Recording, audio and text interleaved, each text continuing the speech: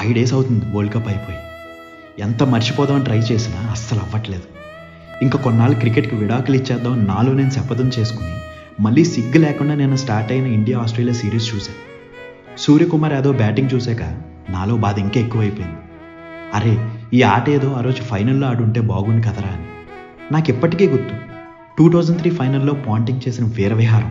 ఒకటే బాధుడు, Ponting బ్యాట్లో springs పెట్టుకుని ఆడాడు కాబట్టి ఏదో నెగ్గేశారు, కానీ ఈసారి అస్సలు తగ్గేదేలే, కప్ మనదే అనుకున్నాం. కట్ చేస్తే ఓడిపోయాం. అప్పటికి ఎప్పటికీ ఒకటే తేడా. అప్పుడు టీవీలో చూసి ఏడ్చాను, ఇప్పుడు డైరెక్ట్గా గ్రౌండ్లో కూర్చుని ఏడ్చాను. అంతే. మన ఫేవరెట్ ప్లేయర్స్ అంతా ఏడుస్తూ ఫీల్డ్ వదిలి వెళ్తుంటే బాబోయ్, మామూలు పెయిన్ కాదు అది.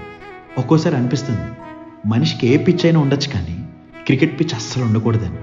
మ్యాచ్ ఓడిపోగానే మా తమ్ముడుగాడైతే నాకు లైఫ్ అంతా చాలా బ్లాంక్గా అనిపిస్తుంది అన్నాడు. అంత పిచ్చి మన ఇండియన్స్ క్రికెట్ అంటే.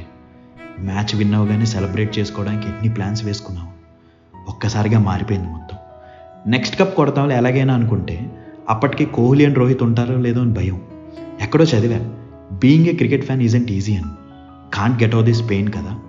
November 19, 2023, a day that's uh 1.4 billion heart breaks. తప్పదు, నెమ్మదిగా బయటికి రావడమే దీని నుంచి. ఉంటా అండి. ఇట్లు మీరాలింగ మోయ.